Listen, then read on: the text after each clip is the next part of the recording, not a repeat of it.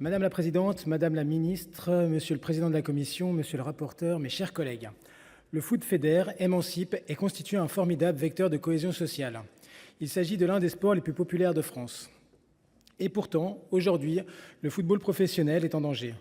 En ce sens, le texte que nous examinons comporte des enjeux considérables car le constat est sans appel. Le modèle économique actuel est à bout de souffle. 1,2 milliard d'euros, c'est le montant des déficits cumulés des clubs professionnels de football. Depuis 2020, le secteur traverse une crise sans précédent. Les déceptions liées au partenariat entre la Ligue de football professionnel et le fonds d'investissement CVC, les départs successifs de Mediapro et Amazon, ou encore le piratage de contenus sportifs sont autant de facteurs qui n'ont fait qu'aggraver l'incertitude dans laquelle se trouvent nos clubs. Face à cela, plusieurs leviers d'action existent. C'est ce que met en lumière le rapport de la mission d'information sur la financiarisation du football, qui formule 35 recommandations et dont s'inspire la présente proposition de loi. Cette dernière s'articule autour de 3 objectifs: améliorer la gouvernance et la viabilité économique du sport professionnel, mieux contrôler la gestion des ligues et des sociétés sportives et renforcer la lutte contre le piratage de contenus sportifs.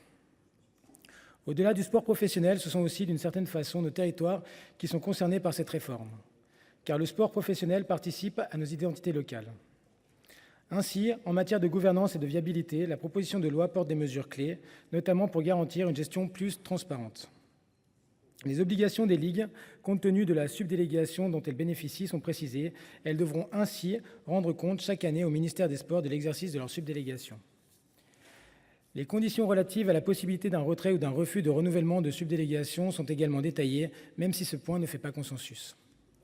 En commission, un amendement du rapporteur a été adopté pour donner la possibilité aux fédérations sportives de créer une seconde ligue professionnelle pour la gestion du sport professionnel féminin. Je salue cette mesure.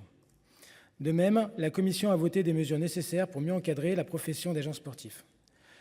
Le texte prévoit ainsi une obligation de formation mettant l'accent sur l'éthique, davantage de transparence sur les rémunérations et le renforcement des sanctions en cas d'exercice illégal. La proposition de loi comprend également un volet sur le contrôle de la gestion des ligues et des sociétés sportives. L'objectif est de préserver la viabilité du modèle économique du sport professionnel. À cet effet, l'article 9 instaure un contrôle de la Cour des comptes sur les ligues professionnelles et les sociétés commerciales. Enfin, le texte comporte un important volet sur la lutte contre le piratage des contenus sportifs. Pour rappel, la loi du 25 octobre 2021 contre le piratage, adoptée à l'initiative du Sénat, avait déjà mis en place des mesures fortes. Elle avait permis à l'Arcom de bloquer des sites transmettant illégalement des événements sportifs sur le fondement d'une ordonnance du président du tribunal judiciaire. Sur la seule année 2022, plus de 7000 noms de domaines avaient été bloqués à ce titre. Au regard de l'ampleur du phénomène que représente le piratage, il est nécessaire d'aller plus loin. C'est ce que permet l'article 10 de la présente proposition de loi en renforçant les prérogatives de l'Arcom dans ce domaine. L'Arcom pourra ainsi mettre en place un système automatisé afin d'assurer le blocage en temps réel, pendant une manifestation sportive, de l'accès à des sources de diffusion illicites. À cet effet, l'Arcom aura la possibilité de communiquer aux signataires des accords volontaires anti-piratage une liste des données d'identification des services faisant l'objet de blocage. Le texte prévoit également des délits spécifiques inspirés de l'infraction de contrefaçon de droits d'auteur prévue par le Code de la propriété intellectuelle. Ces nouveaux délits viseraient le fait d'éditer ou de mettre à disposition du public des sites de services de piratage sportif ou de commercialiser des boîtiers ou logiciels y donnant accès.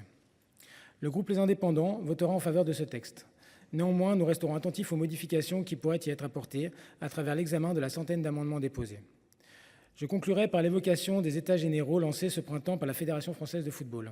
Philippe Diallo y a dénoncé un problème structurel, tenant au modèle économique même sur lequel repose le football professionnel, à savoir les droits audiovisuels et le système des transferts. Si la proposition de loi que nous examinons aujourd'hui est ambitieuse et prévoit des mesures essentielles, il est indéniable qu'une restructuration en profondeur du secteur devra s'opérer en impliquant toutes les parties prenantes. Je vous remercie.